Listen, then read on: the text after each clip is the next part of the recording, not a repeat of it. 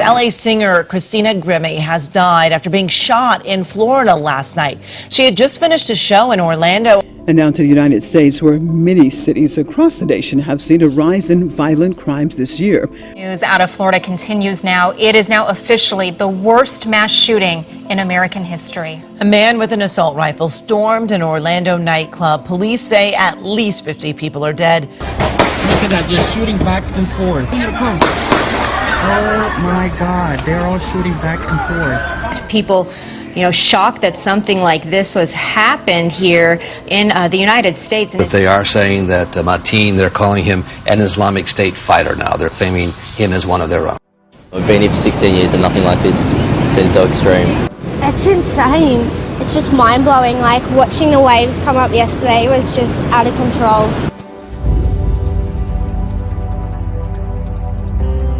It's as big as I've seen it for 20 years, mate. At Cronulla last night, the waterfront restaurant was swallowed up by the massive swell. And then got a show. Sea Level restaurant living up to its name as giant waves washed through the glass windows. We've been here for 19 years and we've had some higher seas before, but it's never actually come up through the windows. The staff scrambled to move to higher ground. Mopping up the mess proved pointless as the tide continued to rise. South Cronulla wasn't spared. Zimzala Cafe engulfed. And the wind, the tide, the waves all joined forces to slice away at the cliff edge, changing this part of the coastline forever. It's a picture best painted by Google Earth before the weekend storm and after, the northern beaches in their very own disappearing act.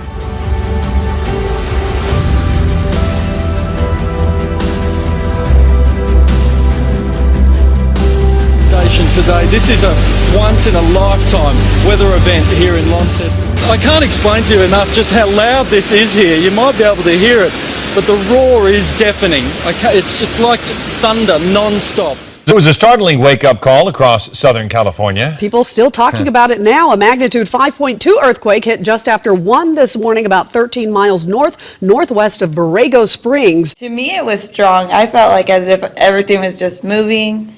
And I was really freaked out. I've never felt one that intense, I guess. There was also that 6.1 quake that rocked Nicaragua yesterday. Seismologists insist these events are unrelated. A mystery tonight in a Blue Springs community. Neighbors there trying to figure out what's causing loud explosions throughout the day.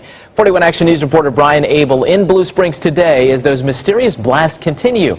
It's a story you'll see only right here on 41. Sometimes it shakes the house. Mysterious explosions. After we aired this story Wednesday about loud, sometimes violent explosion-like sounds near Highway 7, we received more calls, tweets, and emails from viewers like Patty Solsberg. And then I saw your story at 6 o'clock and was thinking the same thing as the people that you interviewed. She says she hears the same house-rattling explosions.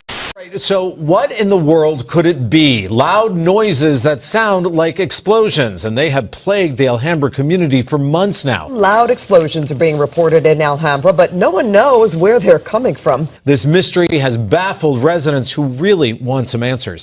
Well, what I hear is a kind of a boom, but it's a kaboom. It's really big and strong. It does shake the windows. I've heard car alarms be set off. That's bizarre, right? The entire city council even heard it. And all of a sudden we hear this loud, sharp explosion. Very quick, and we all flinched. The city contacted the LA Department of Public Works and even seismologists at Caltech, but no one can figure it out. We want to know what it is, just so we can get to the bottom of it. Meanwhile, people in Alhambra are speculating online and looking at similar cases from across the country, including Arizona. Call it the case of the mystery booms.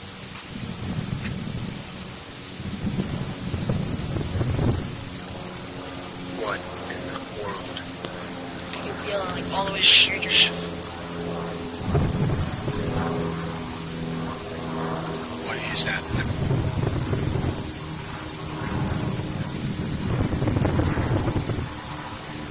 It's like breathing.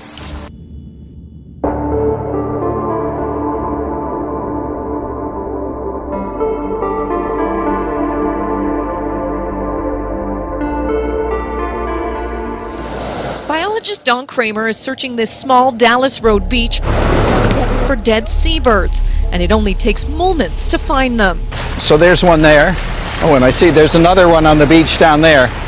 A retired professor, Kramer now monitors seabird fatalities in Victoria for Bird Studies Canada. So this is the species that people have been saying has been turning up dead quite often. And at least 20 have been found dead on Victoria beaches in the past week. That would be extremely unusual to find that number of dead birds. And as Kramer combs the beach here, the number climbs even higher. It's all one species. From his first look, Kramer says the birds appear in good shape, like they aren't starving and like they died very recently. So there's something happening. Scientists say it's too early to tell if this is the beginning of a large die-off event. But since seabirds are an indicator of ocean health, what exactly has happened to these ones could be a sign of a much deeper problem. That's the concern, is that this might be just the start of something that's larger, and it's important to document at the beginning. Well, it's a mysterious and disturbing discovery on Okanagan Lake. Scores of dead fish. The kokanee were first spotted a few days ago, and now provincial fisheries biologists are trying to determine the cause of the die-off. But as Blaine Gaffney reports, it isn't believed to be the result of human activity. We head out on the lake and noticed the kill-off of these fish, which we were quite alarmed. Thresher scooped some into a net. They're about 6-inch kokanee, and they're right across the lake, both sides, and in masses. Thresher says the discovery was worrisome. Being startled, and of course you immediately think that the lake's been poisoned or something, but then we realized that it was just this particular species of fish. They look fine. They look fine. Except that they're dead. Except that they're dead, yeah, but they're not scarred up. Provincial fisheries biologists haven't pinpointed the cause of the kokanee kill.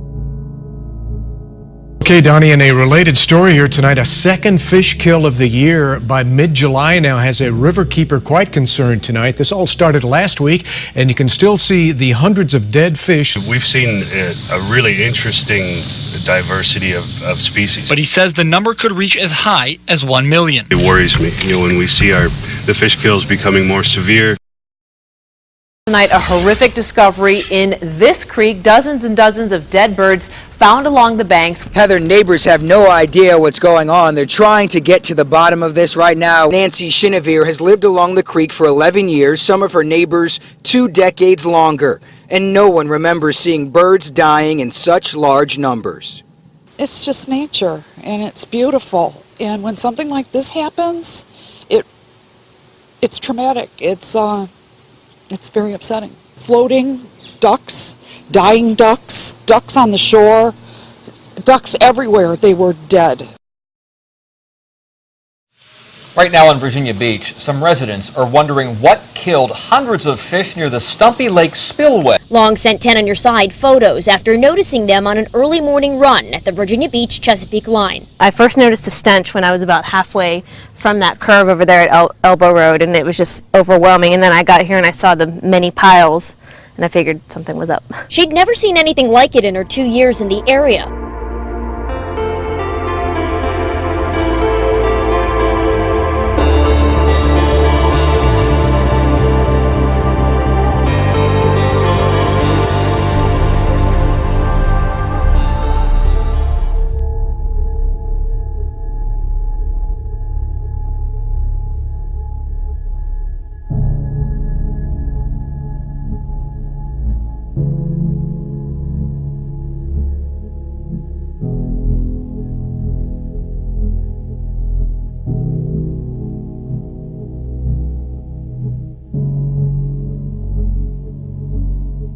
This is the 5th year of an ongoing drought, so we have very extreme fire behavior.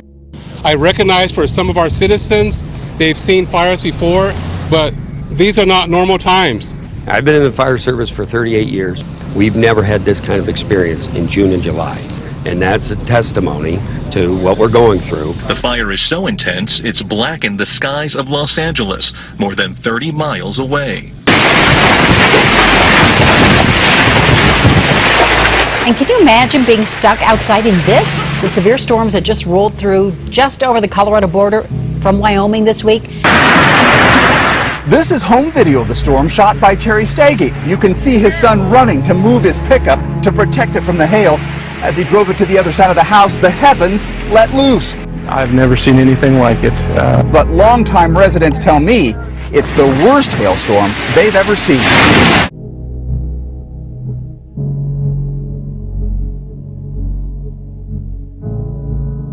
And if any of you need to use the restrooms,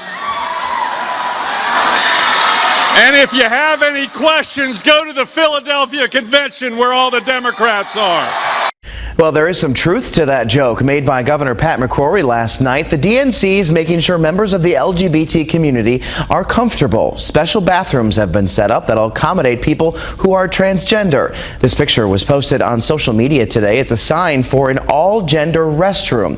According to CBS, 5% of the bathrooms at the DNC are set up this way.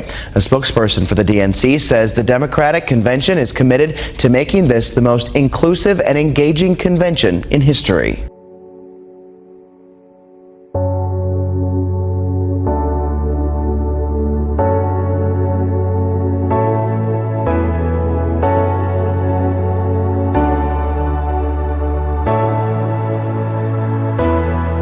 Well, as it stands now, being transgender, according to the World Health Organization, is a mental illness, but that classification could soon change. The organization is preparing a new edition of the International Classification of Diseases, or ICD.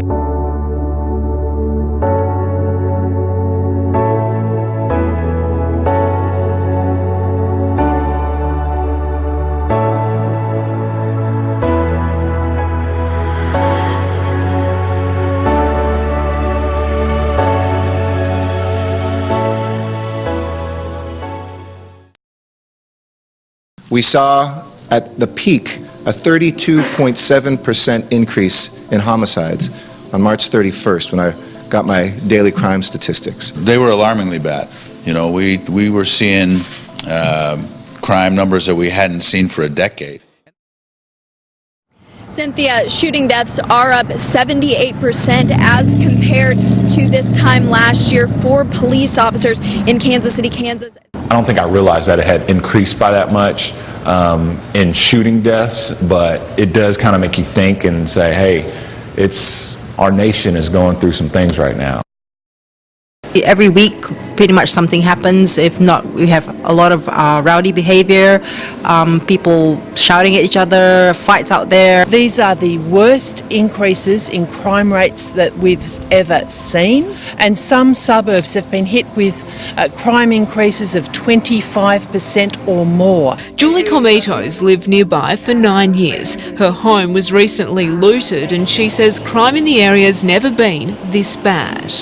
It's devastating to come home and find yourself in that situation. You get that uneasy feeling around here now, and you hear more and more often of different things happening. It's a sound we're used to hearing at airports and courthouses, but the Orange County Fair? Things have changed. The world has become a different place. This year, for the first time, everyone who walks into the OC Fair has to go through a metal detector and have their bags checked.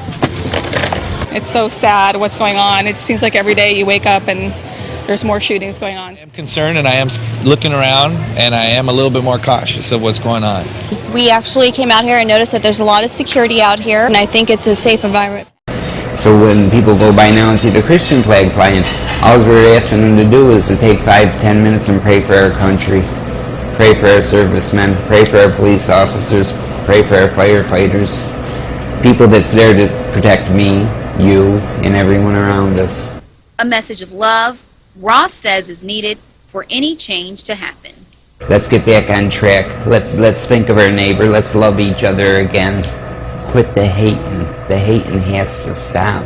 Well, newer technology that uses fingerprints and scans of our eyes offers an easier way to keep your information secure and is becoming more widely used. If you have a pet, you may have gotten a microchip implanted in case they get lost or stolen. But now, believe it or not, humans are getting chips too. It's a science fiction scenario that has now come to life. Inside the airport, the gym, and every time you unlock your phone with your finger, there's new technology at work to verify your identity.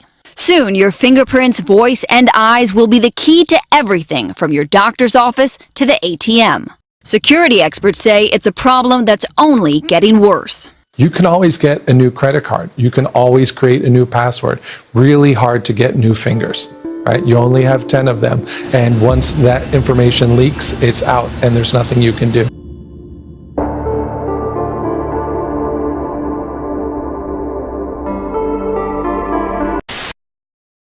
Might I have your attention, boys and girls? We've all heard that in the classroom. That's normal. The teacher walks in, addresses the class, calling you boys and girls. And then you pay attention, right? But for Charlotte and Mecklenburg schools, it might become a thing of the past. School leaders made a recommendation that students are not referred to as boys or girls. It's just one of the guidelines laid out in training for the district's new anti-bullying policy. School is no longer about reading, writing, and arithmetic. It's now about gender fluidity. One policy allows students to participate in extracurricular activities and overnight trips based on their gender identity. For example, a student who identifies as a girl would be allowed to participate in an all-girls overnight trip.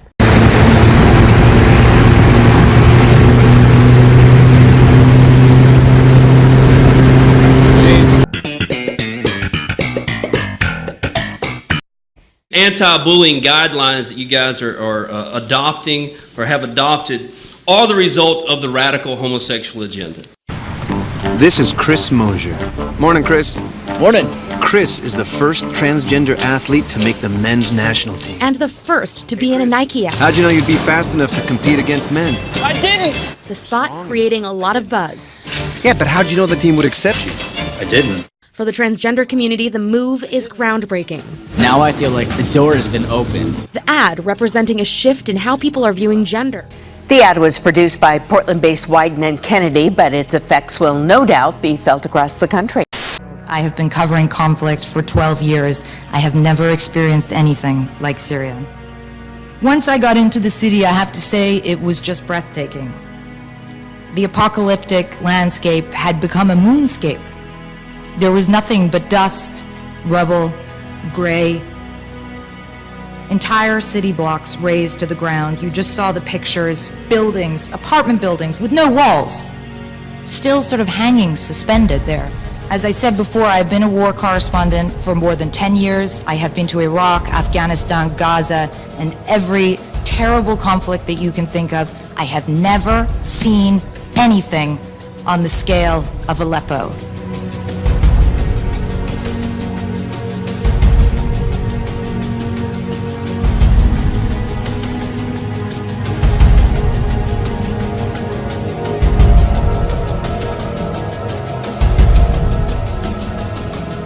Yeah, meteor showers expected to light up the sky tonight. That's right. This particular shower happens every August, but NASA says this year it's going to be bigger than ever. And according to NASA, this month's celestial event may be even more spectacular. The conditions for a public health emergency of international concern. The Zika outbreak made headlines around the world and was declared a public health emergency. In Rio de Janeiro alone, nearly 30,000 suspected cases have been reported so far this year. House declaring a public health emergency in Puerto Rico because of the Zika virus. Britain's public health agency says music may not be the only thing you catch. This year, 234 cases of measles have been linked to festivals and other large public events, compared to 54 from the same period last year.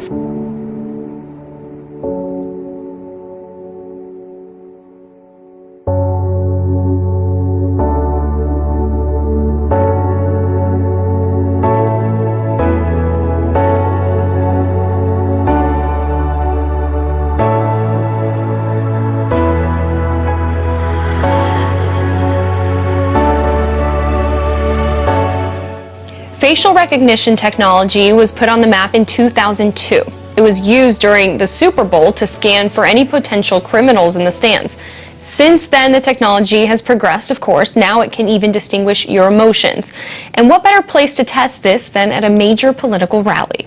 Microsoft clearly felt this way and used it at the recent Democratic and Republican convention. It was terribly dangerous to let your thoughts wander when you were in any public place or within a range of a telescreen. The smallest thing could give you away. A nervous tic, an unconscious look of anxiety, a habit of muttering to yourself, anything that carried with a suggestion of abnormality or having something to hide. In any case, to wear an improper expression on your face was itself a punishable offense. There was even a word for it in Newspeak. Face crime, it was called. George Orwell wrote this in 1949, and back then such scenario would have probably seemed crazy. But is it today? In the modern days, facial recognition technology is hardly a surprise to anyone. Initially used by law enforcement to detect criminals going as far back as 2002, now it's more and more used in the world of entertainment and social media. And new technology is now being actively tested by Microsoft, which takes this even further. It's called Real Crowd Insights, and it recognizes your emotions. It can show a whole range of the things you're feeling, from joy and calm to contempt and disgust. Good evening, everyone. It is a touchy subject. How far is too far when it comes to free speech? Some people say what happened at this week's Kenai Peninsula Borough meeting was appalling. Others think it's a little comical. Regardless, it definitely was different and has stirred up a lot of controversy. The meeting opened with a prayer to Lucifer. That which will not bend must break, and that which can be destroyed by truth should never be spared its demise. A symbol that even a routine meeting, It is done. Hail Satan. can take a turn you'd never expect.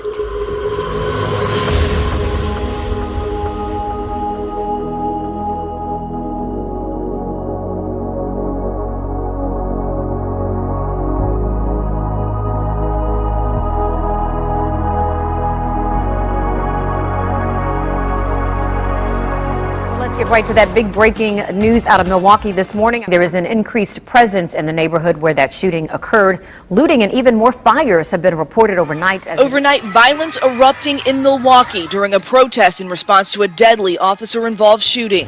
This is the police. Leave the area. Officers out in full riot gear. People panic, running for cover in the smoke-filled streets as the sound of gunshots ring out.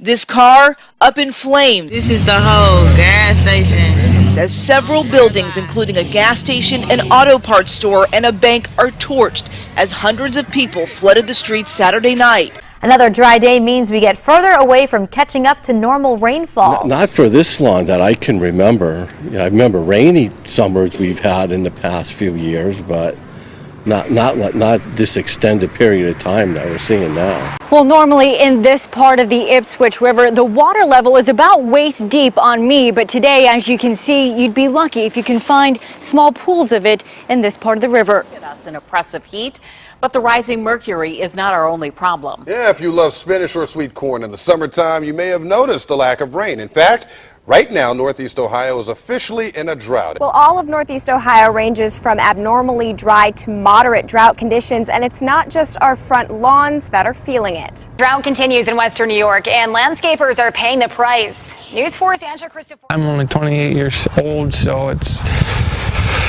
I can't remember it being this dry ever. It's the worst drought to hit Southern Africa in 3 decades, and millions of people are affected.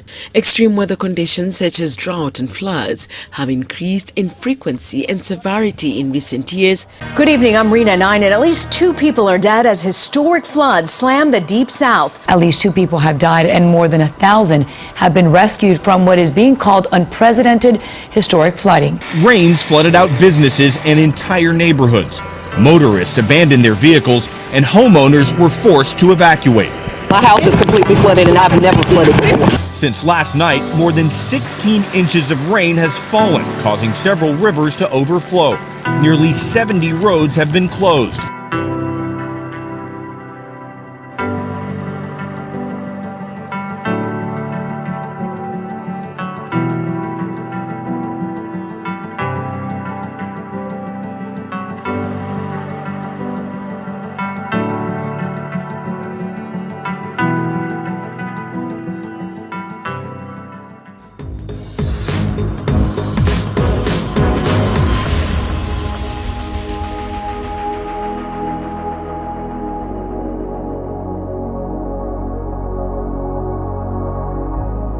A bizarre story out of Clovis tonight. A mother and son are charged with incest, and there's more to this. 36-year-old Monica Medes gave her son up for adoption when he was just a baby. That baby is now 19-year-old Caleb Peterson. He came back to Clovis as an adult, reconnected with his biological mother, and became romantically involved. The couple told the website they're going public about their relationship because they want to raise awareness about genetic sexual attraction.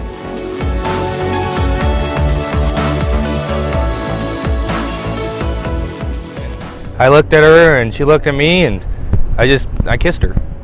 It was a real kiss. It had feelings behind it. It had a spark in that. Ever since then, it just stayed. Honestly, I really didn't think we would. We were both consenting adults. If it comes down to it, it's just like the gays. They're as long as they're over 18, everything's fine. You know what I mean? So I thought.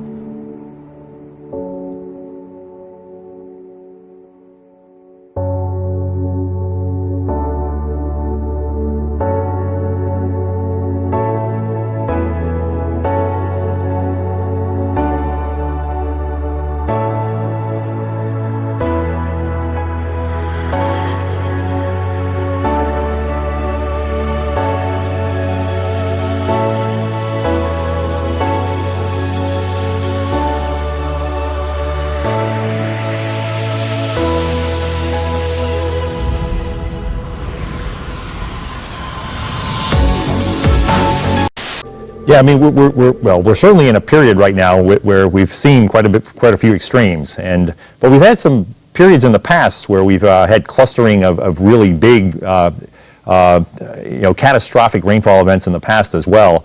But I tell you, the last decade or so really does raise some eyebrows and very, very suspicious. And as what this means for policy implications, I mean, this is just so complex. The biggest thing was we had to continually retreat against that advancing wall of fire, and that was something that I haven't witnessed in this section ever. And in my 40 years of fighting fire, I've never seen fire behavior so extreme. Homes reduced to rubble, neighborhoods that look like war zones. Last month was the hottest ever since scientists have been keeping records. When they call the flooding in Louisiana a 1 in 500 year event, what does that effectively mean? That effectively means that you have a 0.2%, 0.2% of that flood of that magnitude in that area occurring in any given year. But these numbers are losing their meaning. We've had 8 500-year events in just the last 12 months in the United States in 6 different states. So when you have 8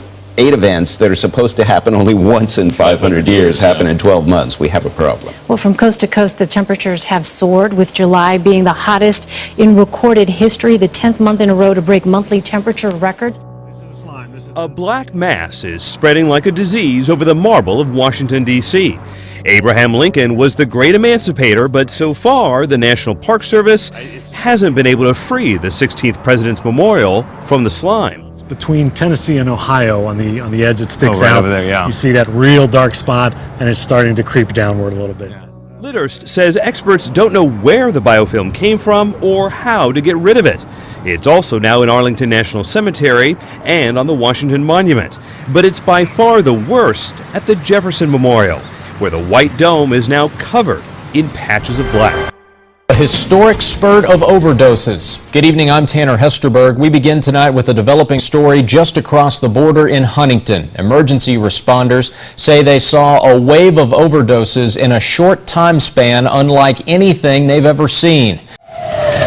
Emergency on Skid Row, one after another, individuals collapsing. All of a sudden, this lady was on the ground with this foam coming out and just shaking. This security guard saw it happen at 5th and San Pedro. An hour later, another one fell down out there, and the same thing started just shaking, and Like a seizure? Yeah. Another spike afternoon. More than 20 were transported, and cases kept coming. This newly released footage showing 33 people in Brooklyn transformed into zombies, revealing the true dangers of the growing abuse of synthetic marijuana or K2. Tonight, we lift the lid on this nightmarish epidemic many people across the Hudson Valley don't even know exists. They are the walking dead. Look at them. They're just like looking like zombies. I vomited all over myself. Teenagers transformed into vomit-hurling demons. As a public health nightmare takes hold of the Hudson Valley. It's a devilish drug. Look at this. It looks like a war zone. This never-before-released body camera footage proves just how dangerous synthetic marijuana, or as it's better known, K2, can really be. No, this is not a scene from a movie. They're screaming, passed out. This is a real street corner in downtown White Plains. Ma'am, do you have any in here? No. And these are real kids in the throes of a K2 overdose, covered in vomit just a few weeks ago. Look at her. But for Commissioner David Chong, He normally talks, so this is out of character. Look at the way he's just sitting. None of this makes sense. There's just not one thing in this case that seems to make sense. 3 people stabbed, 2 fatally, by a college student on a rampage in Martin County. It is a story that has now captured the attention of the nation. Officers say they arrived at the scene to find a husband and wife killed and the suspect biting the man's face. Martin County detectives say Haroff made animal noises as he bit off pieces of John Stevens' face. They said Haroff displayed such strength that dog bites and tasers didn't affect him. It took multiple officers to subdue him. The mother told police that her son had recently been acting delusional, saying he was immortal and claiming superpowers. Sheriff believes Haroff may have been under the influence of something, though his initial drug tests have come back negative. He says the 19-year-old was making animal-like noises and had enormous amount of strength. Not responding to a dog biting, not responding to repeated stuns from a taser, taken 4 deputies, an officer, and a dog to get him off. That's somebody with a lot more strength than you would normally encounter. How the police had to come in, K-9 unit. This is all very dramatic stuff, very theatrical, very, out there, almost movie-like. No movie, but a true horror. Unusual amount of trauma. We have some experienced detectives. One of my detectives on this case worked homicides in New York and said it was a case as bad as he's ever seen. Deborah Christian, clinical director at Spencer Recovery Center in St. Pete Beach, says many of the dangers associated with using these drugs are still a mystery. What does that do to your brain long term? Do we even know? We don't even know. Firefighters told to remove American flags from their fire trucks. The order came from the Fire Board of Commissioners in the town of Poughkeepsie. The decision has a lot of people upset. They're seen here during a ceremony putting away the flags after they were ordered to remove them from the back of trucks. I was very disappointed when the board members that were against having the flags on the vehicles gave me the directive to have them removed.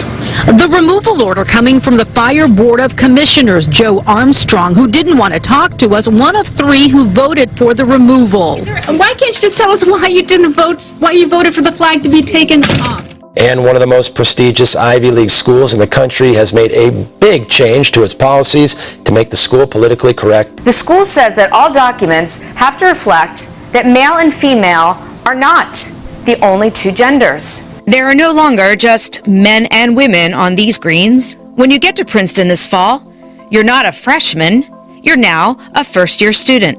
Our country wasn't founded by our forefathers, but by our ancestors. And mankind is gone. Now it's humanity, or just people. This seems like not relevant at all to educating kids, which is the point of Princeton, right? Well, of course. Princeton has traditionally been not conservative, but a little bit more traditional, not a hotbed of radicalism. But this is the inevitable logic of PC. This is where PC leads. This is where every higher education institution is going. This is where our public institutions are going. This is eventually our administrators and others, they cave. Because the PC diversity police, the multicultural police, the postmodern, secular, anti-traditionalites, they win, and so they just cave and say, okay, no more pronouns, no more him and her. No more pronouns.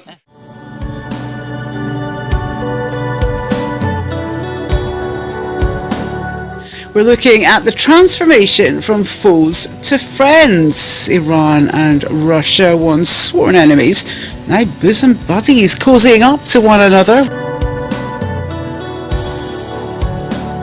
It is the first time, in fact, that Iran has allowed another state to use its military airfields since the Islamic Revolution in 1979. So for Iran, that is a major step, especially if you think that historically the relationship between Iran and Russia has not been a particularly good one. Historically, they've been enemies. Clearly now, though, with the situation in Syria, they're coming very much closer together. The Turkish foreign minister claims his country's considering military cooperation with Russia as NATO seems to be shying away from relations with Ankara. Earlier this month, Turkey also suggested that Russia and Turkey carry out joint operations against ISIL in Syria. Turkey also says it is negotiating with Iran on a strategy in Syria. On Thursday, the Jewish press published an article titled "Moscow Calming Israeli American Fears of Russia, Turkey, Iran Coalition." Did you catch that? Just call me silly. I've been called worse. Call me silly. But is that not exactly what Ezekiel 38 says? Quoting the press, Tuesday's meeting in St. Petersburg between the two former feuding foes, Russian President Putin and Turkish President Erdogan, drew considerable attention. Government-run news agency TASS reported, noting that the Russian-Turkish rapprochement is coming while Russia has been expanding its relations with Iran, and Ankara and Tehran have also been bridging the gaps between them, borne by almost 4 decades of a volatile Islamic republic on Turkey's border. You know, it wasn't that long ago when we first started doing these prophecy updates back in 2006 that one of the unknowns was, how is Turkey going to get and turn this corner so they're allied with Russia and Iran? Yeah. We need to look no further than to what is happening now. Parents at one Florida school say they were shocked when their kids brought home a Pledge of Allegiance opt-out waiver. But this was the first year that this school put a specific waiver in its student handbook.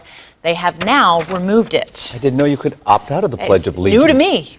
New to me. I never heard of that. All right. But then there's recently, Florida governor and legislature have said that there's a current, on the books as we sit here and have this conversation, law that requires written notice about the opt-out portion. And I agree with you, Kathy. That's a sad day. We need to be teaching patriotism and civic responsibility as the preferred way to do things. And I think this is just a great example of progressive politics continuing to destroy our education system. Our top story tonight, teachers at Carlos Rey Elementary School are in a tough situation.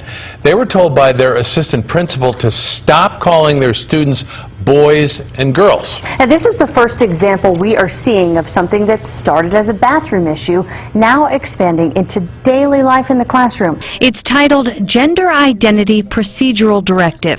It basically says starting this month, teachers can no longer refer to their students as boys and girls, telling them to eliminate gender in their classrooms.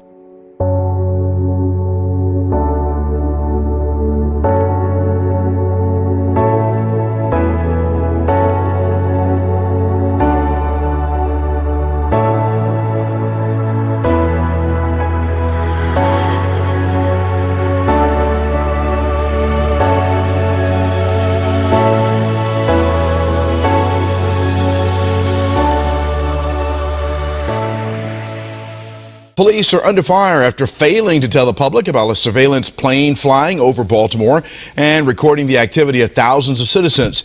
It's the first surveillance of this scope nationwide. It's believed to be the largest such use of this extensive monitoring in American history. A plane with high-tech cameras to investigate crimes. If you see low-flying helicopters buzzing around Boston today, it's all part of a government training exercise. This video posted to Twitter where a lot of people were wondering what was going on. Some fast-moving helicopters flying in and around Boston. This has been happening all week long. Some people told us the choppers are flying close enough that their homes are shaking. And police are only telling us this is a training exercise. Look closely and listen. You'll see and hear what some people saw last night above downtown Boston. We found this video posted to YouTube. Helicopters, one after another, flying low above the high-rises and close enough for people to notice. And not just last night, but all week. On Twitter, Fox 25 found numerous tweets from locals wondering what those helicopters were there for. The DoD says this was planned and is not, quote, in response to any world events. When I asked Boston police today for more information, they would only say the specifics are kept mysterious for good reason. When we asked about the helicopters, Fox 25 was directed to the Department of Defense, who wouldn't comment on the exercise. Volunteers is an unprecedented security operation. They have become the new norm. Security forces are now part of the scenery in Rio de Janeiro. Many of Germany's new anti-terror proposals sound familiar, resembling those introduced in France and the United Kingdom. They include boosting video surveillance in public spaces and increasing the presence of police on trains, railway stations, and airports. They also call for more security personnel on the streets, with a plan to recruit 15,000 police officers by 2020. Hugo Tisaka manages a private firm that was hired to help with security during the World Cup. He says the rules of the game have changed significantly in the past 2 years, with the focus now being the threat from terrorism. Because this is quite a new threat for us. Well, your mobile phone and all the data that is on it can reveal a whole lot about you. That's for sure. And now the people who run Bryant Park have teamed up with a tech firm to mine all that information from anyone who visits. When we download a free mobile app, we often consent to that app recording our location, when and where we use it. Place IQ collects all that data from all those apps from every phone that enters Bryant Park. It's going to happen eventually, so no surprise. None we encountered Thursday knew of this data mining technology, and while a few felt uncomfortable with the park's use of it, like violated. Cyborgs, you probably think of Arnold Schwarzenegger as the Terminator. RoboCop's another famous mechanical human. Well, it may surprise you to learn that cyborgs are no longer limited to being just in sci-fi movies. A woman in Australia is now a combo of Darth Vader and the Terminator, thanks to some special implants. Here's an X-ray of her hands. Those circles are microchips. We're talking about biometric information. For those of you who don't know, biometrics are personal identifiers that are uniquely yours. Some might say it's a social security number that God gave you, not the government. I'll be back. The Terminator, possibly the most famous cyborg of all. Fast forward to 2016. And Arnie isn't the only superhuman getting around. Meet Emil Grafstra, a real-life cyborg who's literally placed technology in the palm of his hand. Is this the way of the future? Is this how people are going to be logging onto computers, making phone calls even, with the wave of a hand? I think any kind of access where it's, an identity issue, either payment or, key replacement, password replacement, I think it's a real nice convenience, and in the future I think it will help bridge the digital and biological identities of a person. The financial industry is also turning to iris recognition. Woody Bank introduced iris verification ATMs. Users can register their iris data and link them to their bank accounts.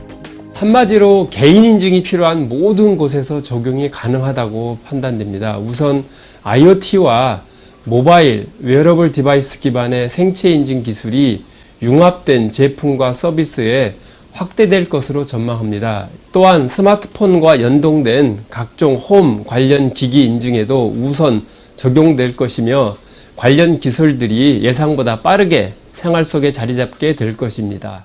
Yesterday, we showed you millions of fish had suddenly died near the Raritan Bay. This week, leaving a foul-smelling mess. Behind me is one of the affected areas. Take a look. This marina is being taken over by dead fish, and the smell out here is becoming unbearable for some residents.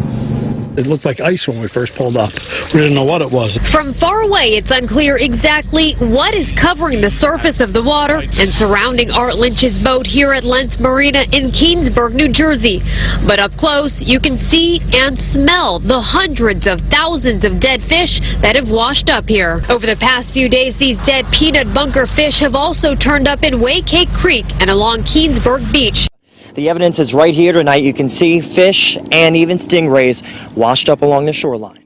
It just seems like everything's kind of just dying off. Fishermen like Dana Pate are seeing signs of another fish kill in the Indian River. We saw for ourselves not just dead fish, but stingrays in the brown murky water.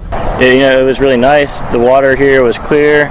You could see, long distance. But since last March, after one of the largest fish kills the lagoon has seen, residents have been watching closely.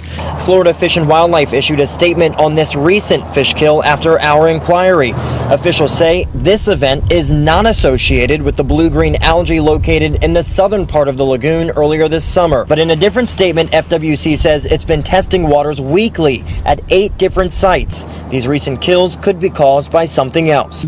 The quake flattened much of Amatrice, a town 100 miles northeast of Rome.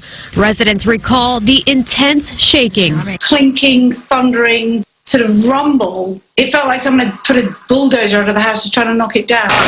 And strong aftershocks are only complicating efforts. This morning, this building, part of a school, was badly damaged, but still standing. And then this afternoon, one of the aftershocks brought it down. The picturesque town of Amatrice has been turned into a flattened moonscape. Drone footage showing a stark divide. The town's ancient buildings now in ruins, while its more modern buildings still stand. Following Italy's devastating quake, Myanmar is also hit by a powerful tremor. At least 185 ancient Buddhist pagodas in the city collapsed in the 6.8 magnitude quake. The quake was so powerful that it was also felt in Thailand, Bangladesh and India.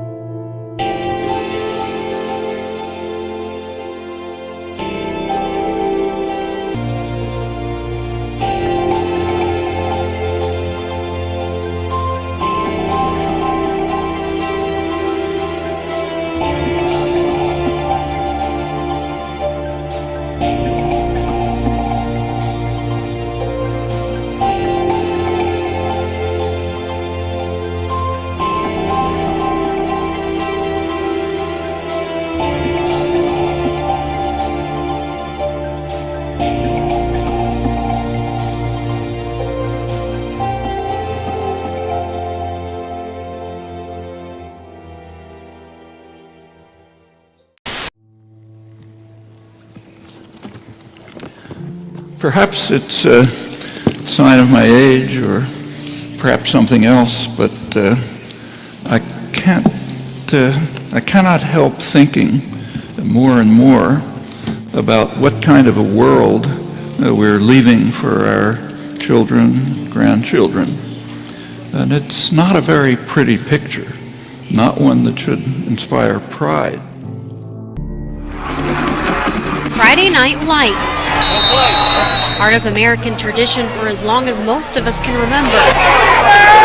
It's a really big deal. It means a lot. But the American flag not welcome for students to wave inside this stadium last Friday night. In a video shared on Twitter, a police officer is asking Brandon Conrad to leave. The flag being a symbol of our country and everything being taken away from us, it kind of a double standard almost. An uproar in South Carolina after a high school bans the American flag from a football game. It happened over the weekend. Travelers Rest High School opposing rival Berea High, which has a large Hispanic population. The principal of Travelers defending the decision to ban the flag, saying, quote, "Any decision to not allow the American flag to be used in an improper, taunting, unsportsmanlike manner is first and foremost in the interest of promoting the safety and well-being of all in attendance at school events. Students who tried to enter the stadium with the American flag were turned away. Are we forcing the retreat of the American flag?" Very much so. We're forcing, well, think about all the retreats we're already having, whether it's capitalism, traditional values, faith, different retreats we've already had in public spheres. All of those things add up to what America has represented, what our founders gave us. And you start to abandon all of those, you start to abandon a lot of the symbols of America. You got a bracelet, I know, when you came in today. I see many of you are already wearing it. And it has underneath it the words dignity, respect, and acceptance. A belief, a core belief in diversity and inclusion.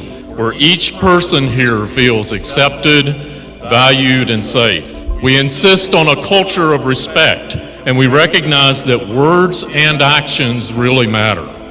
The absence of words and actions also matter.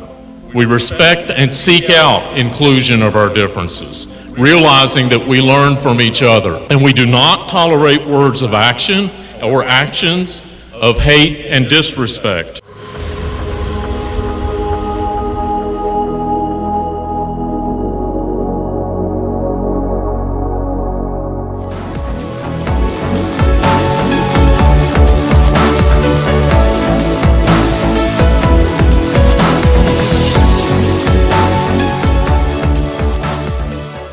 Preschoolers receiving support from the New South Wales Department of Education to change gender.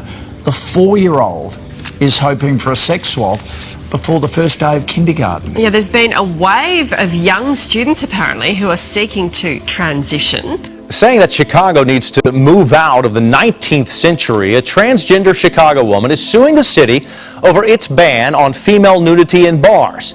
The federal lawsuit says it's unfair that men can perform in bars bare-chested, but not women. And even now, riding the subway, ignoring the sneering glances at my lipstick and legs and 23-year-old Bea Sullivan Knopf is a self-described queer transgender woman, poet, playwright, and performance artist.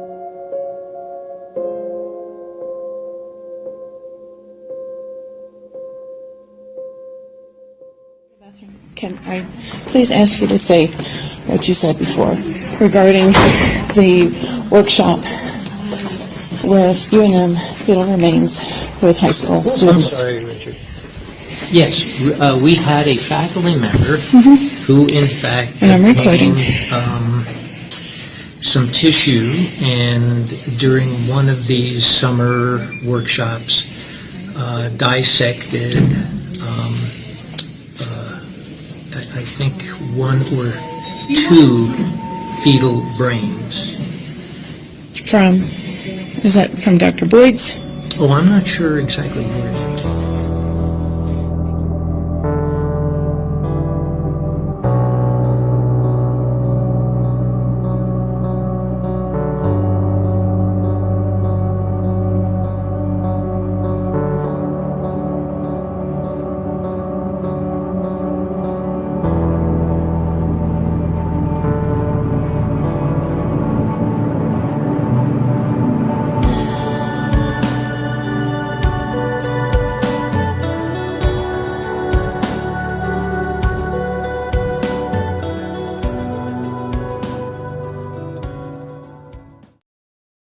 The city of Chicago has teamed up with the University of Chicago to launch a multi-million-dollar project being hailed as a fitness tracker for the city.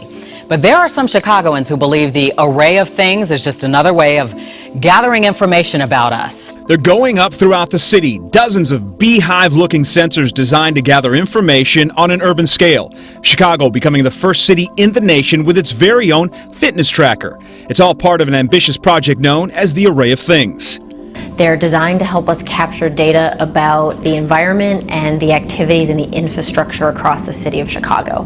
50 of these nodes are currently being installed on light poles and buildings in the Loop and other selected neighborhoods, with as many as 450 more to go up by 2018. And like the fitness tracker helps you change your behavior, this will give us data to help us make changes in how the city operates. Even if it's only for a day, it's even rarer that not 1 but 2 hurricanes are set to pass through the islands over the next few days. And Hawaii is bracing for a double whammy as 2 storms bear down on the state. Few people understand, I think, the stakes better than our Pacific Island leaders, because they're seeing already the impact. Rising temperatures and sea levels pose an existential threat to your countries. And while some members of the U.S. Congress still seem to be debating whether climate change is real or not, many of you are already planning for new places for your people to live. Crops are withering in the Marshall Islands. Kiribati bought land in another country because theirs may someday be submerged. High seas force villagers from their homes in Fiji. And No nation, not even one as powerful as the United States, is immune from a changing climate.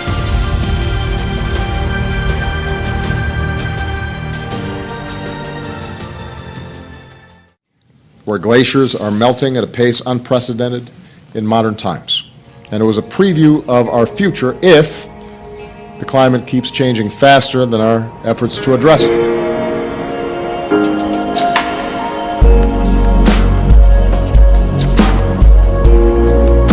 Face the State. I'm Ariana Bennett. Thank you for staying with us. Well, according to NASA research, last year saw the warmest surface temperatures on Earth that we've seen since modern record keeping began in 1880. Now, 2015 is part of a trend of warming we've seen escalating over the last 35 years.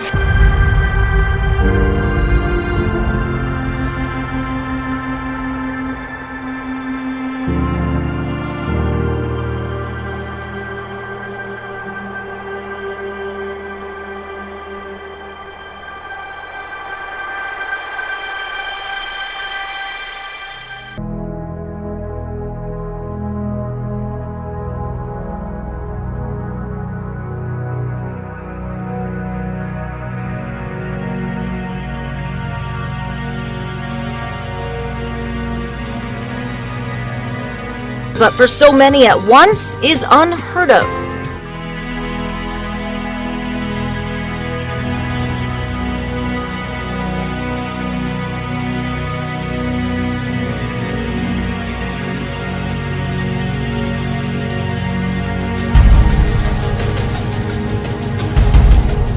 It's not something you see every day, so just kind of surreal to see it. Anderson's husband has been working with cows his entire life. She says he has never had anything like this happen. Not any of his, and especially not to this magnitude.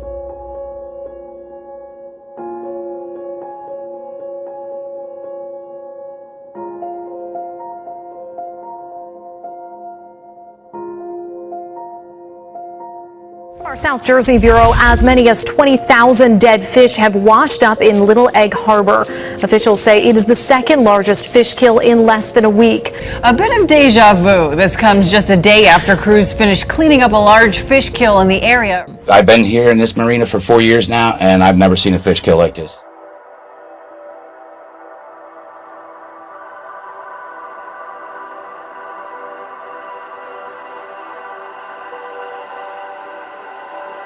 This is no joke, even though it sounds like a knock-knock joke. You might smell something fishy if you are near Lake Murray because dead fish are floating to the top. If you were on Casco Bay today or anywhere along the southern Maine coast, you may have seen hundreds of dead fish in the water.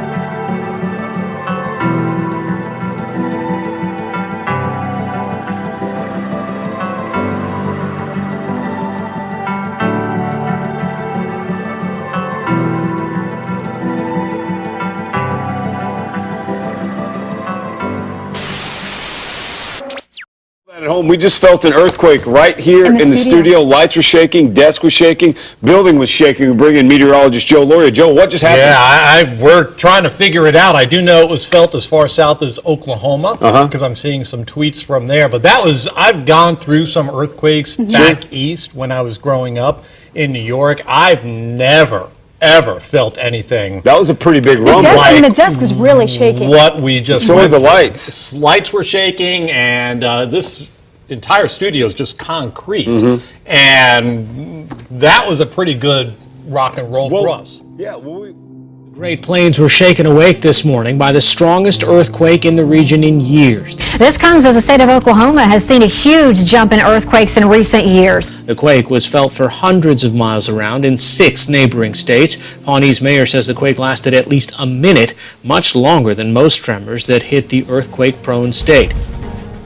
Order, therefore, and the maintenance of a stable and just global order require that this institution we call the United Nations continue and be strengthened into the future. And not least because the tensions which now exist, which threaten to undermine the order in geopolitics and beyond, are frankly too clearly there for us all to ignore. The The effective implementation and measurement of existing major UN global initiatives and decisions, most particularly Agenda 2030. In Milwaukee, making the history books. The city had 24 homicides last month, the highest total since July of 1991. Startling new crime stats for Chicago reveal we already have the same number of murders this year as all of last year.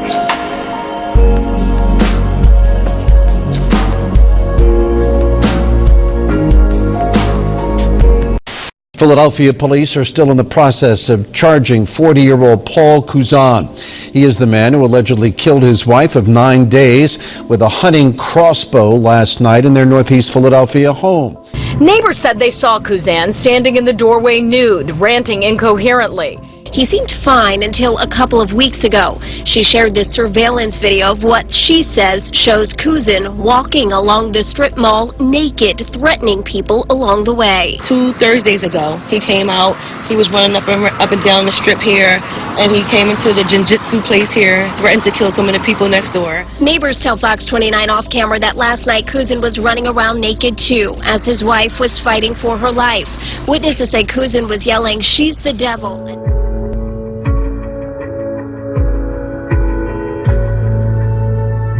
Really disturbing. A Metro mother accused of murdering her own daughter because she thought she was possessed by the devil. We want to warn you, the details in this story are graphic. Myself, I was like, why haven't you called the police or anything, Why haven't you called them? She just kept saying, mumbling, devil and money, devil and money. Officers say they found 33-year-old Geneva Gomez lying on the ground with the large crucifix on her chest, her body placed in the shape of a cross. I can't imagine a mother doing that to her daughter, I don't have any words. She stands accused of killing her 33-year-old daughter, Geneva Gomez, at her home on Saturday. Neighbors tell us the mother and daughter seem to have a good relationship. The affidavit states Juanita told investigators her daughter was possessed by the devil and that she admitted to punching her daughter repeatedly and forced a crucifix and religious medallion down her throat. The court papers also state Juanita had very swollen hands and that she told investigators those bruises were from her daughter fighting her attempts to rid Satan from her daughter's body. Greenwood police say a man was claiming to be Jesus before they tased him. That man later died. Some strange details emerging today. Tell us about them. Strange to say the least, Dave. On police body camera, you can hear 30-year-old Charles Todaro telling police he's identifying himself as Jesus Christ. He was also, you can see in the video, waving around a Bible when they ended up tasing him 16 times. Todaro was acting erratically, they say, intentionally walking into oncoming traffic on a busy Madison Avenue just south of the Greenwood Park Mall. Police say they did try warning him, but he didn't stop. Only on 11 News, we're talking to a man who was stabbed over and over by an attacker who claimed to be Jesus. For a while, doctors weren't even sure if he'd survive. It all happened outside a convenience store at the corner of Platt and Institute in Colorado Springs. Witnesses told us the suspect claimed to be Jesus and said he was stabbing the devil. Blood was spilling so fast it scared me to death. Instantly, I thought I wasn't going to make it. Last Wednesday, Jonathan Ledbetter was going to the barber shop in this strip mall and walked up to the suspect to ask about the shop hours. It just happened so fast. New details tonight in the trial of a man accused of killing a New York State trooper. Investigators say Alman Upton told police his name was, quote, Jesus Christ, just hours after he was arrested for striking and killing Trooper Skinner. As you said, Upton began saying his name was Jesus Christ. As the interview went on, he recanted that claim and began answering to his own name. Laughing and smiling, Upton said, quote, "It was awesome when he was driving that fast." He described his, quote, racing tactics, weaving in and out of cars. As he approached Skinner, Upton says Jesus Christ told him to, quote, take out the trooper, so he aimed his car at him. Later in that same interview, Upton would say the devil told him to kill Trooper Skinner and that he knew it was wrong. Upton said he was happy about what he did, but minutes later he would break down and cry.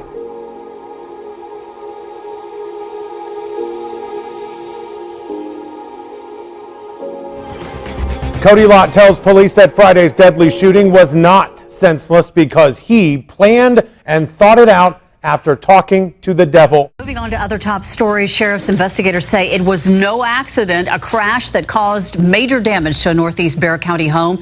They say it appears that the driver intentionally rammed a pickup truck into the driveway, sending it into a house in the 7900 block of Horse Hollow. Katrina Weber reports the driver also had a child in the car with him. A garage made for two cars couldn't take the weight of a pair of them barreling into it just before 4 this morning. Sheriff's investigators believe a driver purposely slammed into a pickup parked outside a home in the 7900 block of Horse Hollow. The truck then hit the house, waking up the family inside. We came out and looked, and there was a car and a man and a young little boy with him, and the little boy was screaming and yelling. Fernando Charles says the man and his 12-year-old son suffered injuries. While waiting for help, he says things got even crazier. He grabbed me, like this, and he was telling me that he was Jesus Christ and he was going to die and I was going to die. Deputies at the scene told us the driver seemed to be suffering from delusions. The crash, though, created a disturbing reality. Charles says his truck was damaged beyond repair, but he hopes that the damage to his home can be fixed and that there's not more here than meets the eye.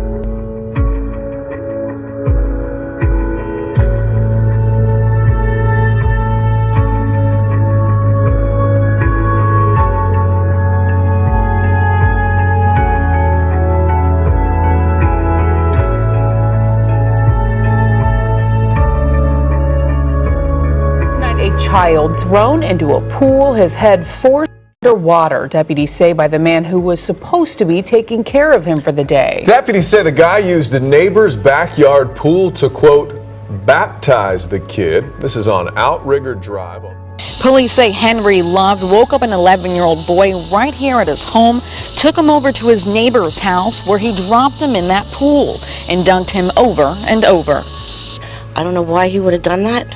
Baptism is in the church. It's not in your pool.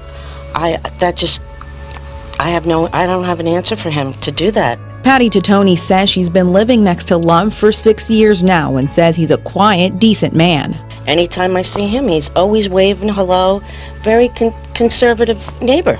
I wouldn't mind having him. I love him as my neighbor, to be honest with you. This police report says Love told authorities he was awoken from his sleep by God and that God told him to baptize the boy, tossing him into the next door neighbor's pool in what the child says was nasty and green water with bugs in it. I would have never thought anything that he could do anything wrong, especially to his his niece or nephew. Is stabbed to death after allegedly breaking into a neighbor's house. And he claimed he had been sent there by God. Fox 2's Paul Shane. I don't know. He kept saying like demons was attacking him. I didn't believe the crap. I don't believe it like that. Was he taking medication? He was, but he stopped. He stopped taking the medication, and he started doing better. And it just went bad after that. It just went bad. Police say the suspect, Adam Willoughby, stopped by the home on Manette earlier Sunday evening. I knocked on the door and told the homeowner that he was God and he was there for him. He was barefoot, and it's simply when he made that comment, he just turned around and left. But he came back. This time, police say smashing a front window. A Lubbock man remains behind bars tonight in connection with a shooting earlier this week. 26-year-old Jerry Lee Garza is held on a $500,000 bond, charged with a parole violation and 2 counts of aggravated assault with a deadly weapon. It happened around 1:30 Tuesday morning in the 4800 block of Canton Avenue. According to the police report, Kimbra Andrade and Jory Smith were both found shot on the bedroom floor. The report states that Smith was shot in the back while Andrade was shot in the hand. Authorities say the 2 victims identified Garza as the shooter.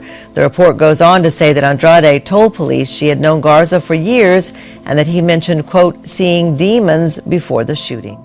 The end of the world is upon us tonight. An 18-year-old man is in big trouble after a bizarre rant at a Plymouth grocery store. Officers now believe drugs gave the man almost superhuman strength. Officers arrived quickly. From police dash cam video, you can see the 18-year-old man is now on the ground, while customers are standing near him. By the time we got there, he was in the parking lot. He was laying down with a couple of the customers holding him. But he soon bizarrely jumps up and his wild behavior continues as he starts flailing his arms. He had extremely almost superhuman strength. It took 5 officers basically to hold this young man down. What we refer to as superhuman strength, and they don't feel any pain, so it's hard for the officers to control the individuals. Police say Monday night, just before 10, the teen showed up at the busy grocery store on Ann Arbor Road, yelling that the world was ending. He was running up and down the aisles, screaming. Out in the parking lot, he was jumping up and down on cars. Not only that, the man seen pushing over a grocery cart, then punching an elderly woman standing in line to check out.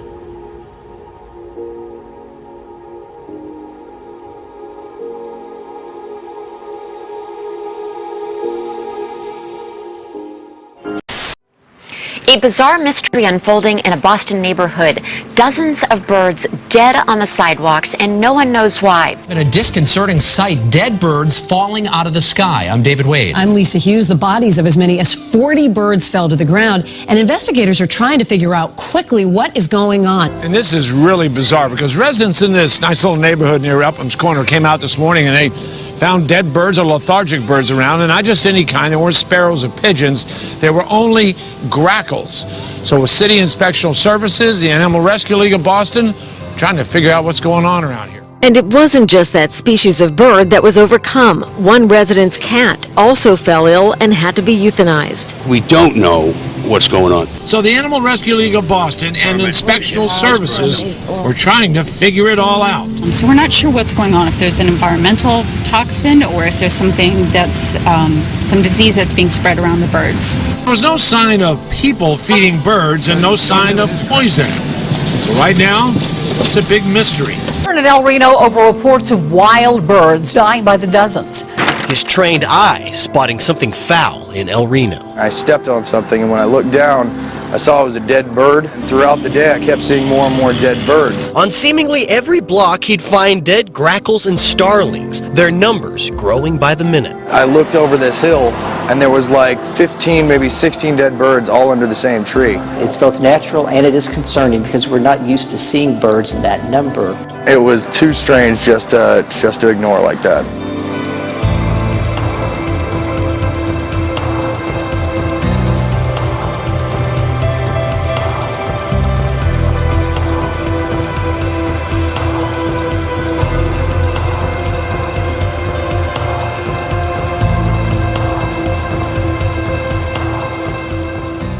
Three there, 4, 5, 6, 7, 8, 9. You can't even begin to count. Clearly, something is off to kill these fish. As people pass. Oh wow, there's a dead crab too. It's hard not to notice. The Baltimore Harbor waterkeepers have been alarmed since last week. It was really one of the worst algae blooms that I've ever seen in the harbor.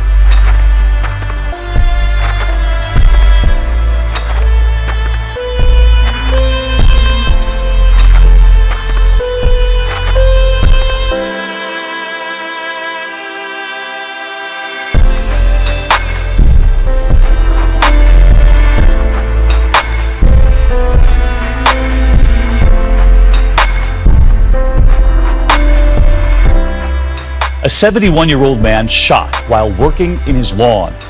It is a chilling reminder of a city already in crisis. It's just absolutely ridiculous. I mean, you're not even safe in your own yard. The unbelievable video, another sign of the record-breaking violence plaguing some parts of Chicago. It's not a police issue, it's a society issue. 602, a case of incest out of Duncan now has mother and daughter behind bars. Today, Patricia and Misty Spann are both in jail on allegations of an incestuous marriage. Now, Patricia is 43, her biological daughter, Misty, 25. Their relationship was discovered last month by investigators with the Department of Human Services. Police say she admitted she and her daughter hit it off right away. Police say this isn't the first time Patricia Spann married one of her children. She married her son. They were married for 2 years.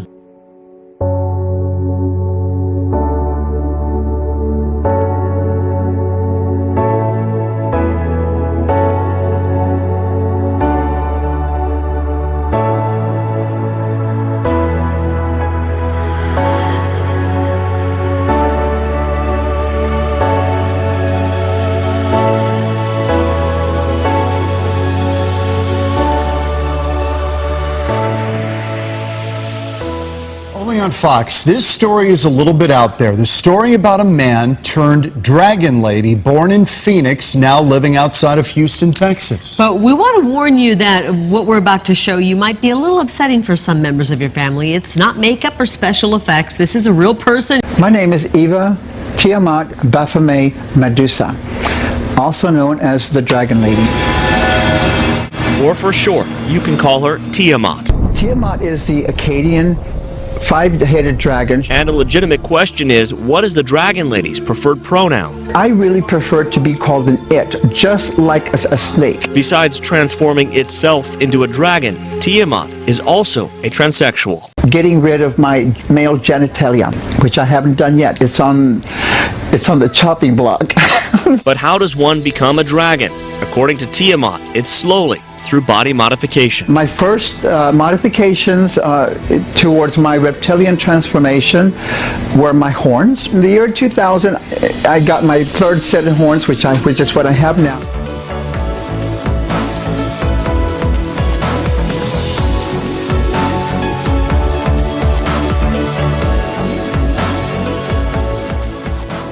But Tiamat says everyone is going to have to get used to who it is. I think humans need to be nicer to one another and to really just accept each other for what they are. It's not an illness that you hear about very often these days. 2 possible cases of leprosy at Riverside Elementary School has parents now pulling their kids from class. Health officials say leprosy is extremely rare. They've seen the gruesome pictures showing how the bacterial infection can cause horrific lesions on the skin if untreated.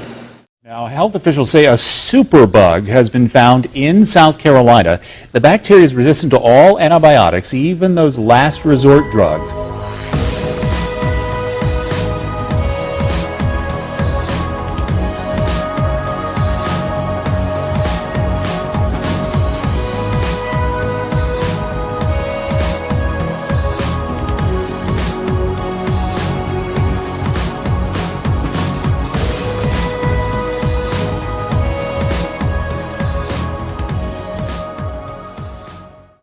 A mutated strain of lice is spreading across the country right now, including here in Southwest Florida.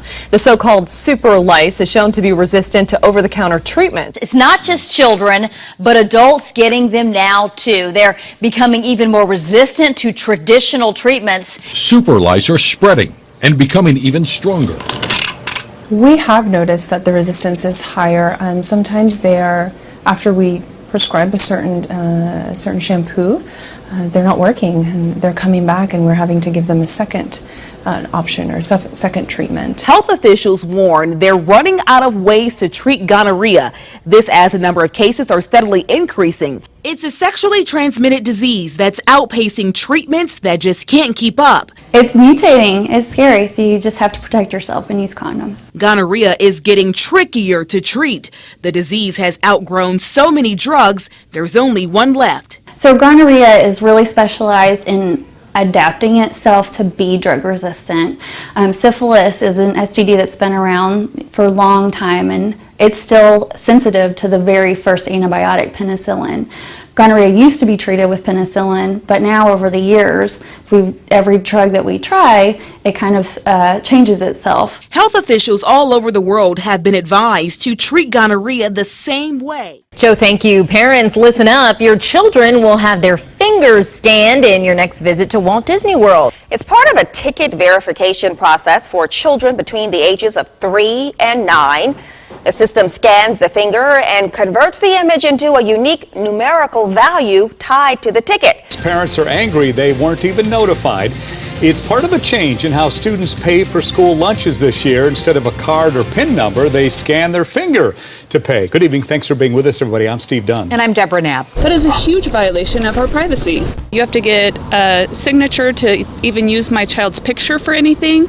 And I think using their fingerprint for anything, you would definitely need a signature for that too. Artificial intelligence isn't that far away. In fact, it's inching closer and closer to you. The technology is getting better every day though, and it may not be long before it's good enough to recognize stars on TV long before you do. We put who they are, but we could also put, why they're there, what film they're in, and so you could get more information fed to you live video. Within 2 years, Sighthound even expects to see cameras in kids' toys, promoting more intelligent interaction. So even if you won't be the first in line to get devices with facial recognition, before long, it may be like so many other technologies, where you won't have a choice. I'm not just your friend, I'm your BFF. Well, West Point taking some heat tonight for a video showing the school's head football coach leading his players in prayer. The athletic director took the video down because it was clear that when some of the complaints started coming in, it was offensive to people. So why do we want to put a video that's going to be offensive to people on and keep it up there? You know, it's just like grinding salt into the wound. And, you know, so people would criticize we took the video down, but we don't want to be offensive to people that are out there. You know, so maybe 90% of the people supported the prayer. But when you look at it from a legal basis from a legal standpoint, and then you look at it from a leadership standpoint, there were some concerns, and I think they're valid concerns. Head coach Jeff Monken delivered a congratulatory speech. Winning's tough, but you know what? We got a tough damn football. But afterward, Monken reportedly gestured for the team to kneel in prayer to Jesus. Our responsibility as leaders is to build inclusive teams, where everybody on our team feels that they are a valued member of the team, that they feel safe and secure, and that they feel that they are a contributing member. Stand firm in your faith, be courageous, be strong. 1 Corinthians 16:13, which meaning that we all just need to stand firm, you know. The whole school came together today. O'Donnell High School junior Katie Grubin explains what she posted on Facebook following the 10 Commandments at her school being covered up. Just one of hundreds of posts from students sharing their reaction, which sparked a community-wide conversation. It's one of the big things that O'Donnell's known for, is for keeping their faith strong no matter what. But the students took that frustration and turned it into a movement. Because of this, students have put verses on sticky notes and just around the hallways and stuff, so 2 verses and commandments they've been complaining about turned into 70 more verses. They have shown the kind of people that they are. They believe in the 10 Commandments and they want to stand up for it. The university that Vanderbilt built is instructing its faculty to introduce themselves to students in a new way, not with just their name, but their preferred pronoun. The school advises them to, quote, offer your name and pronoun in faculty meetings, committees, and other spaces. Now, if these guidelines are confusing to you, Vanderbilt has created a sample poster which clarifies the issue. It provides a handy reference for how to use pronouns. Here's some easy ones. She is an excellent student. He may sexually assault you. Simple, right? They also show proper use of more advanced pronouns, ze, zir, zirs, and ze, here, heres. I'll give you some examples.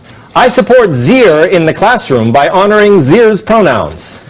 I love Here's paper, and I honor Here's pronouns. They always sound Nordic, don't they? Above all, it urges people to replace such troublesome words like ladies and gentlemen, boys and girls, he or she, with the friendly words everybody, folks, or this person. Now, this may seem like a lot, but don't worry. If you make a mistake, they have the proper response. Thank you for reminding me. I apologize and will use the correct name and pronoun for you in the future. Well, that sounds like something out of one of George Orwell, he, him, his books. You know, I'm trying to be appropriate, and I'm also mindful of Ben and everybody that has to take time after this show when I swear. Ben, our producer, who's going to be having to bleep you after the show. Okay, but so I just want to, you just want to say, get over your selves. I don't care what you call yourself. It doesn't matter. But how did we get to this point in life? I don't understand. Well, it also specifies even if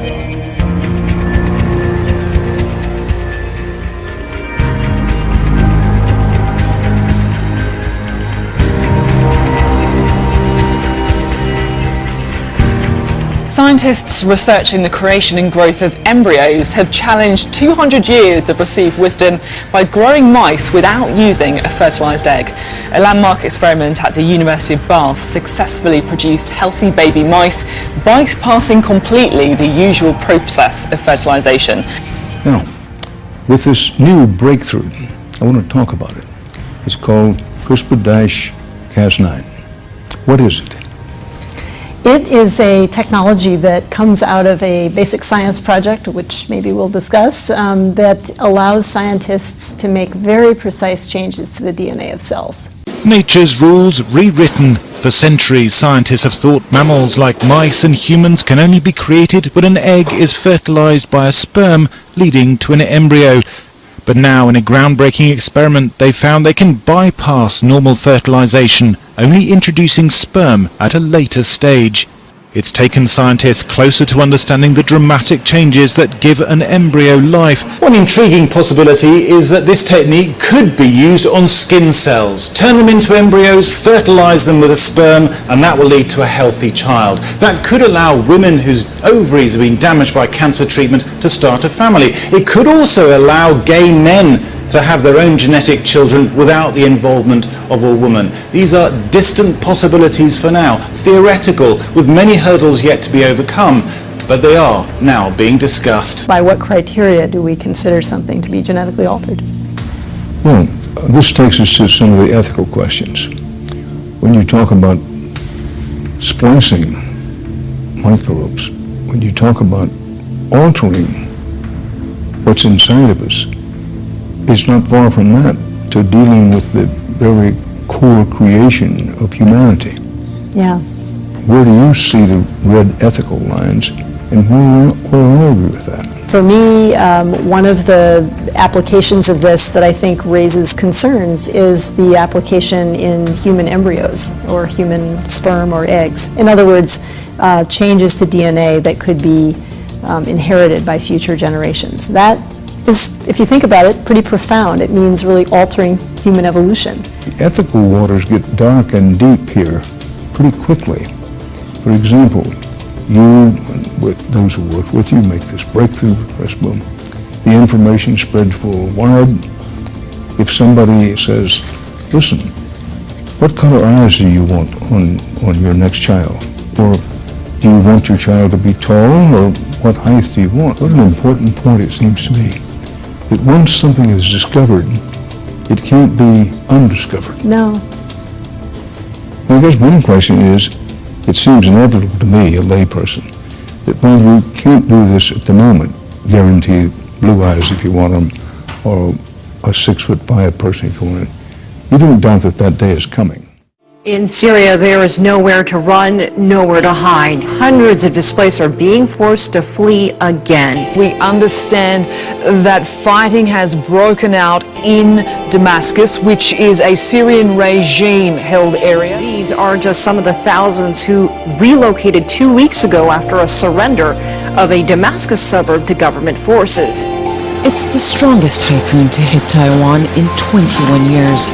The super typhoon was packing some of the strongest sustained winds on record. A wall of water lashed this fishing port, boats pitching in the seas as Typhoon Marathi passed directly over Taiwan early Wednesday.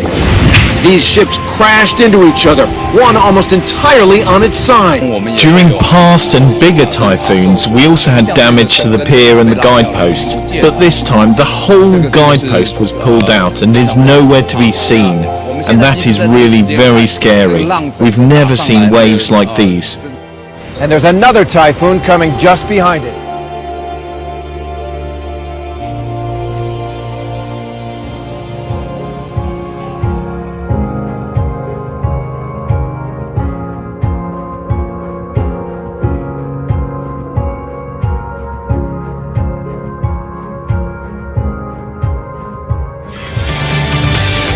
All new at 11, incredible video tonight. A massive sinkhole has opened at the Mosaic's New Wells facility in Mulberry.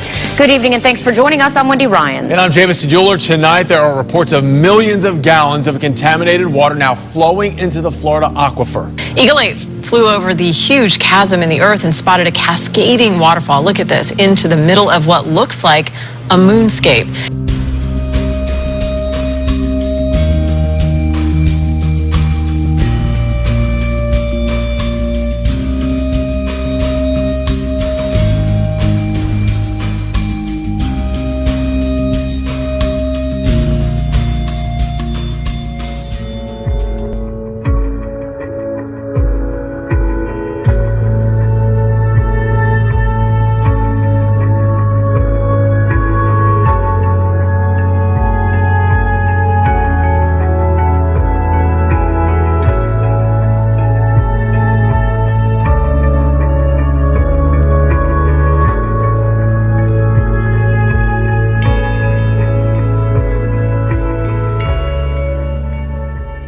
this Thursday with potentially New York's next great landmark. Are you ready for it? No. We have our first preview of what has been a secret project for a little while. Voila. Secret. Look at this. This is going to be weird. So it's going to be on the west side of Manhattan.